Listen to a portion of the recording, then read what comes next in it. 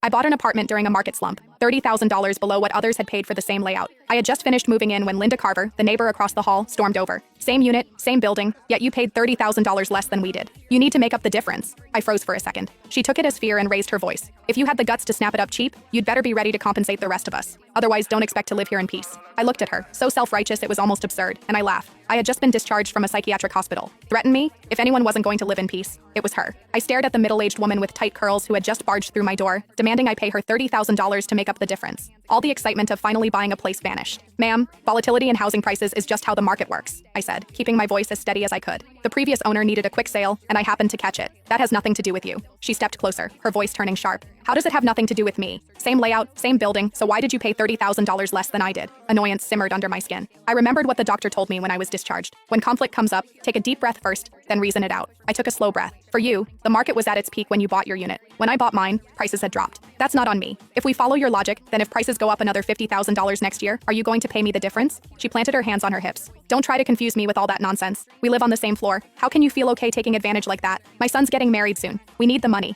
You bought it cheap, so you make up the difference. If you don't fix this, don't expect to live here in peace. I let out a short laugh, irritation bubbling over before I could respond. She suddenly lunged toward my luggage, reaching straight for my bag. Where's the money? Hand it over. $30,000 and not a cent less. A flash of anger shot through me. How could someone be this unreasonable? I was just about to pull out my phone and dial 911. The moment she saw what I was doing, she spun around and headed back to her unit. As she left, she tossed over her shoulder. If you don't pay up, we'll see how long you last here. I gave a cold laugh and ignored her, shutting the door behind me. That afternoon, I went downstairs to Harper's Corner store to pick up some essentials. Denise Harper, the owner in her 50s, scanned me up and down before asking, "You just moved in? 6th floor?" I nodded. She glanced outside, then lowered her voice. "Linda Carver from 601 just posted in the resident group chat saying you bought the place to run some kind of shady business." I froze. "What?" She sighed. "You got that apartment cheap. Their family can't accept it." She pulled up the chat and showed me. The messages were filthy. Linda Carver. At everyone. What do you reckon the woman who just moved into the 6th floor does for a living? I've lived for over 50 years. I know how to read people. What decent young woman lives alone in a place that expensive? You all know what that means. Now that you say it, yeah, that's suspicious. Where would such a young girl get that kind of money? Those kinds of gigs out there pay fast. Don't let her ruin the atmosphere of this place. Heard she's not bad looking? That makes it even more likely. Anyone got her contact? Just curious? Haha, not gonna do anything. Denise shook her head. They drove out the last person who lived in your unit the same way.